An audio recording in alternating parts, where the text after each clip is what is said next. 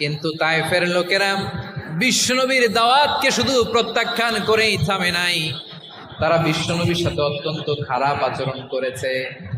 বিশ্বনবীকে শারীরিকভাবে হেনস্থা করেছে, আমার নবীকে শারীরিকভাবে অত্যাচার করেছে, আমার পেয়ারা নবীর গায়ে পাথর মেরেছে, বিশ্বনবীর গা বেয়ে ঝরঝর করে রক্ত ঝরেছে, নবী জামিনের মধ্যে লুটিয়ে পড়েছেন, আবার মেরেছে, আবার নবী হাঁটতে শুরু করলেন, পেছন থেকে আবার মেরেছে, আবার নবী রক্তাক্ত হয়ে জামিনের মধ্যে লুটিয়ে পড়লেন, আবার মেরেছে।